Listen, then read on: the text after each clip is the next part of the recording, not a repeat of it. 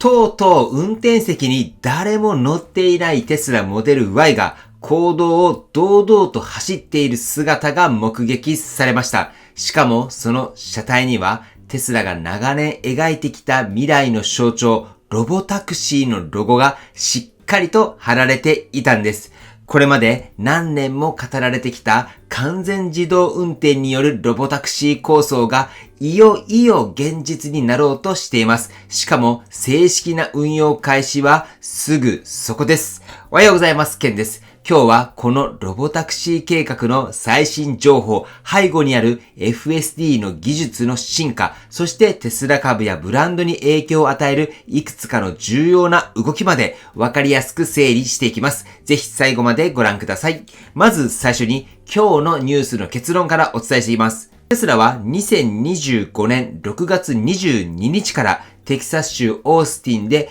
ロボタクシーの運用を暫定的に開始する予定です。そしてそのわずか6日後、6月28日には完全に無人の状態で乗客の元へモデル Y が迎えに行くという計画まで明らかになりました。これはテスラの CEO イーロン・マスクさんが公式に発言したもので、複数のアメリカのメディアでも報じられています。つまり、ロボタクシーという構想はもう夢物語ではなく現実として動き出しているということになります。そしてそれは単なるテストではなく一般ユーザーに向けた本格的な運用が目前に迫っているという点で非常に大きな意味を持ちます。では、このロボタクシーの実用化がなぜこれほどまでに注目されているのか、ここから少し深掘りしていきます。テスラが目指してきたロボタクシー構想は、実は10年以上前から語られてきていました。しかし、これまではいつか実現する未来として扱われ、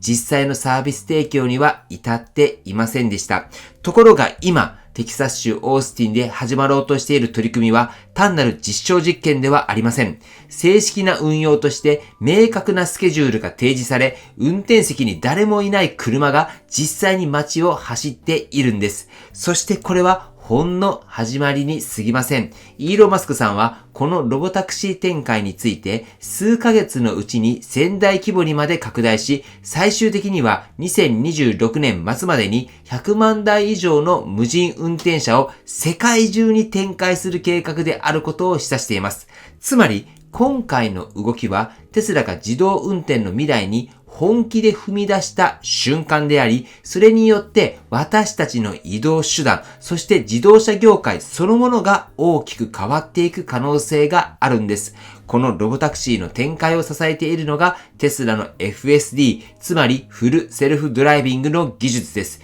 今回の動きに合わせて FSD の進化についても大きなアップデートがありました。まず注目すべきはオースティンで実際に使われている FSD の最新バージョンが間もなく一般のテスラオーナーにも提供されるという点です。これは今までの FSD よりもさらに洗練された判断力と安定性を持っていて、ロボタクシーを支えるレベルにまで進化しています。そしてさらにイーロン・マスクさんは次の FSD アップデートに関して重要な発言をしています。今後登場する新しい AI モデルは現在の FSD の4から 4.5 倍ものパラメーターを持ち、より複雑な状況判断や文脈の理解力が強化されるとのことです。これはどういったことかと言いますと、例えば突然飛び出してきた自転車や複雑な交差点での優先判断といった人間が直感的にやっている判断を AI がより正確にこなせるようになるということになります。このような進化がロボタクシーの信頼性を一段と高め、今後の展開を加速させる鍵となります。そして今回のテスラ関連のニュースでもう一つ注目されたのがイーロン・マスクさん自身の行動です。SNS 上での一連の発言が話題となり、その後に本人がやりすぎだったと謝罪する流れがありました。具体的には、イーロン・マスクさんがトランプ大統領に対して批判的な投稿を連発し、その内容が過激だったことから、投資家や政治関係者の間で波紋を呼びました。しかし、その後イーロンさんは、自ら投稿は行き過ぎだったと述べ、対象の投稿を削除しました。この謝罪のタイミングと同時にテスラ株は大きく反発しました。一時は 17% 近く下落していた株価も、ロボタクシーのニュースとイーロン・マスクさんの謝罪によって再び上昇トレンドへ転じています。投資家にとって重要なのは、こうした発言や行動が株価やブランドイメージに直結するということです。イーロン・マスクさんはカリスマ経営者であると同時に発言一つで市場を揺るがす影響力を持っています。今回の謝罪はテスラという企業としてのリスク管理、そして株主との信頼関係を修復する上でも大きな意味を持つ出来事となりました。はい。では、ここまでテスラにとって明るい話題をお伝えしてきましたが、一方で見逃せないリスクも浮かび上がっています。それがフランスとオーストラリアで同時に起きている法的トラブルです。まず、フランスでは一部のテスラ社リース契約者が契約の解除と損害賠償を求める訴訟を起こしています。その理由が少し変わっていて、イーロン・マスクさんの政治的な発言が原因で、テスラが極右の象徴とみなされるようになり、所有することに社会的な不利益が生じたというものです。実際にテスラ社への落書きや破壊行為が発生したケースもあると報道されていて、リース契約者の中には車を使いたくても使えないという状況に陥っている人もいるようです。そしてもう一つはオーストラリアです。こちらではオートパイロットの不具合や FSD に関する過剰な広告表現に対して集団訴訟が提起されています。特に問題視されているのは高速道路での突然の急ブレーキ、いわゆるファントムブレーキと呼ばれる現象です。これらの訴訟はテスラの自動運転技術に対する信頼やブランド価値に影響を及ぼす可能性があります。技術が進化する一方で消費者保護や社会的責任への対応も今後ますます重要になってくるでしょう。はい。では、ここまでテスラに関する最新の動きを一気に見てきました。ついに動き出したロボタクシー、オースティンでの公道走行、そして完全無人での商用運用が間近に迫っています。さらに FSD の進化、AI モデルの強化によって、テスラは今後さらに自動運転の領域で先行していくことが予想されます。一方で、イーロン・マスクさんの SNS 発言とその影響、そしてフランス、オーストラリアでの訴訟など、企業としてのリスクも決して小さくはありません。これらはテスラという企業の成長を支える一方で、時に不安要素にもなり得る側面です。テスラオーナーの方にとっては、自分の車がサービスとして稼働する未来が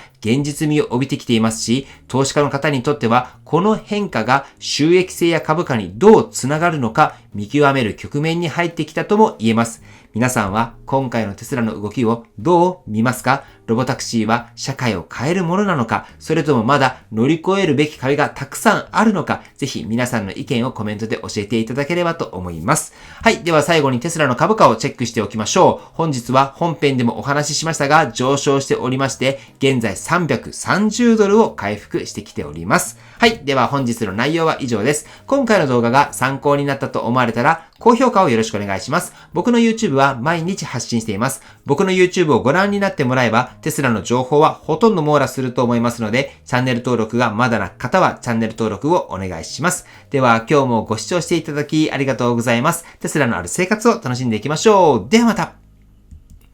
追伸です。もしテスラの購入を検討されているなら、僕は中古テスラをお勧めします。テスラの場合はアップデートしますので、去年買おうが今買おうが中身は同じです。モデル 3Y それぞれデザインは変わりましたが、基本的な中身は同じです。それを踏まえると、一番のおすすめはハードウェア4搭載の中古を買うのがいいと思います。実際にテスラに乗ってテスラ情報を収集していると、購入前に不安だったバッテリーの問題、これはもう全くなくなりました。テスラの場合は30万キロ、40万キロは全然走ると思います。それを考えると、10万キロ以上走っているテスラとかがかなりお買い得だと思います。なので、新型のデザインじゃないと嫌っていうのがないんだったら、僕は中古をお勧めします。毎週中古テスラ情報を見ていますが、モデル3に関してはハイランドも出てきています。モデル Y も最近は増えてきました。もし中古のテスラに興味がある方は、概要欄のサービス一覧から中古テスラ情報の LINE を用意していますので、ご登録されてください。中古テスラ情報を定期的にお届けしています。個人だけではなく、法人契約も可能です。ぜひ、情報だけでも欲しいって方も登録されてみてください。はい。では本日も最後までご視聴していただきありがとうございます。素敵な一日をお過ごしください。ではまた。